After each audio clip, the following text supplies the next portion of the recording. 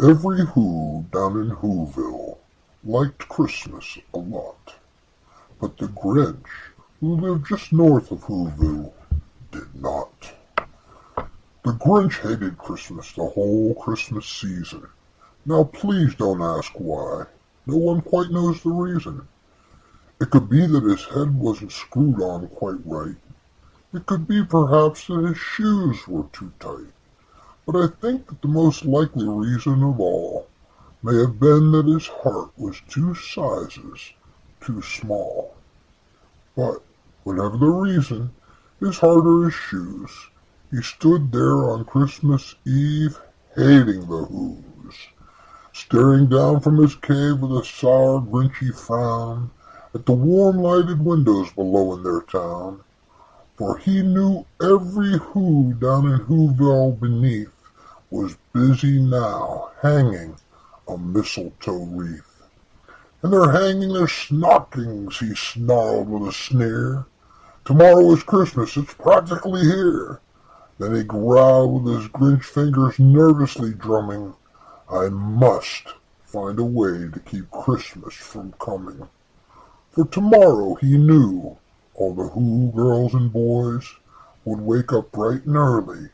They'd rush to their toys, and then, oh, the noise. Oh, the noise, noise, noise, noise, noise. That's one thing he hated. The noise, noise, noise, noise. And then the Who's young and old would sit down to a feast, and they'd feast, and they'd feast, and they'd feast, feast, feast, feast. They would start on Who pudding, and rare Who roast beast, which was something the Grinch couldn't stand in the least. And then they'd do something he liked least of all. Every Who down in Whoville, the tall and the small, would stand close together, with Christmas bells ringing. They'd stand hand in hand, and the Whos would start singing. They'd sing and they'd sing and they'd sing, sing, sing, sing. And the more the Grinch thought of the Who Christmas sing, the more the Grinch thought, I must stop this whole thing. Why, for 53 years I've put up with it now. I must stop Christmas from coming. But how? Then he got an idea, an awful idea.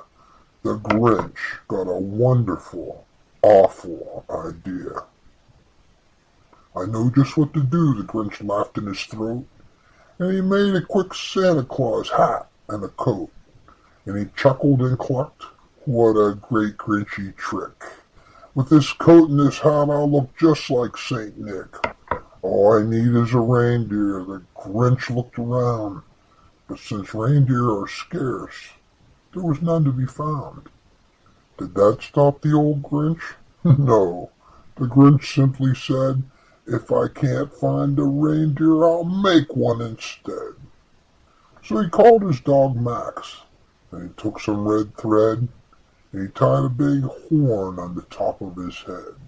Then he loaded some bags and some old empty sacks on a ramshackle sleigh, and he hitched up old Max. Then the Grinch said, giddy up, and the sleigh started down toward the home where the Whos lay a snooze in their town. All their windows were dark. Quiet snow filled the air. All the Whos were all dreaming sweet dreams without care. When he came to the first house in the square, this is stop number 1, the old Grinchy Claus hissed, and he climbed to the roof, empty bags in his fist.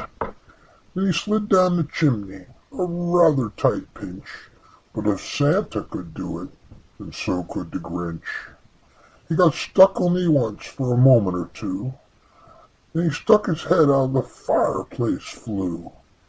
With the little Who stockings all hung in a row, these stockings, he grinned, are the first things to go.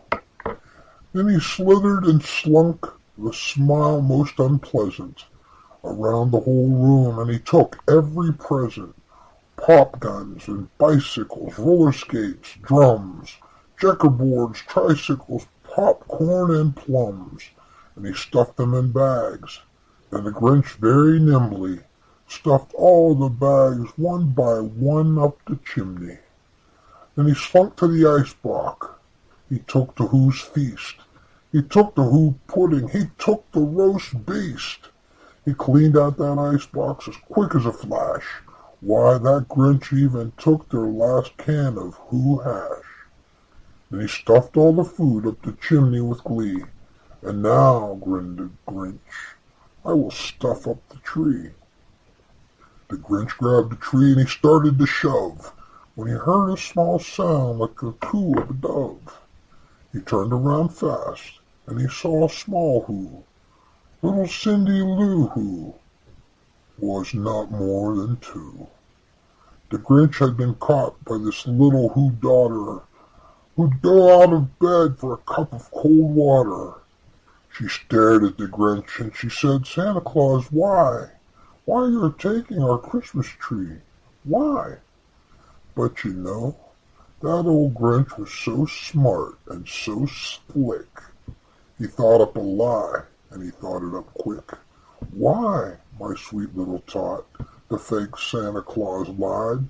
There's a light in this tree that won't light up on one side. So I'm taking it home to my workshop, my dear.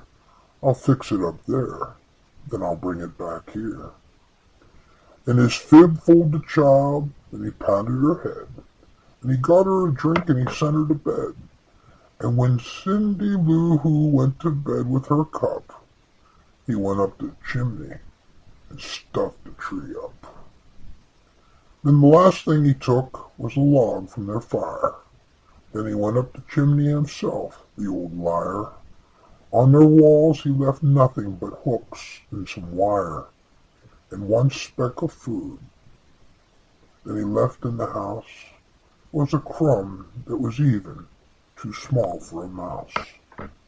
Then he did the same thing to the other Who's houses, leaving crumbs much too small for the other Who's mouses. It was 1/4 dawn, all the Who's still in bed, all the Who's still a snooze, when he packed up his sled, packed it up with their presents, the ribbons, the wrappings, the tags, and the tinsel, the trimmings, the trappings. 3,000 feet up the side of Mount Crumpet, he rode to the tippy top to dump it. Pooh-pooh on the Who's, said they grinchishly humming. They're finding out now that no Christmas is coming. They're just waking up. I know just what they'll do. Their mouths will hang open for a minute or two. Then all the Who's down in Whoville will cry, boo-hoo. That's a noise, grinned the Grinch, I simply must hear. So he paused, and the Grinch put a hand to his ear. And he did hear a sound rising over the snow, and it started in low. Then it started to grow. But the sound wasn't sad. Why, the sound sounded merry. It couldn't be so. But it was merry. Very. He stared down at Whoville. The Grinch popped his eyes, then he shook. What was this shocking surprise? Every Who down in Whoville, the tall and the small, was singing, without any presents at all. He hadn't stopped Christmas from coming. It came. Somehow or other, it just came. Just the same. And the Grinch, with his Grinch feet ice cold in the snow, stood puzzling and puzzling. How could it be so? It came without ribbons. It came without tags. It came without packages, boxes, or bags. And he puzzled 3 hours till his puzzler was sore. Then the Grinch thought of something he hadn't before. Maybe Christmas, he thought, doesn't come from a store. Maybe Christmas, perhaps, means a little bit more. And what happened then? Well, in Whoville they say that the Grinch's small heart grew 3 sizes that day. And in his minute that his heart didn't feel quite so tight, He whizzed with his load through the bright morning light, and he brought back the toys and the food for the feast, and he himself, the Grinch, carved the roast beast.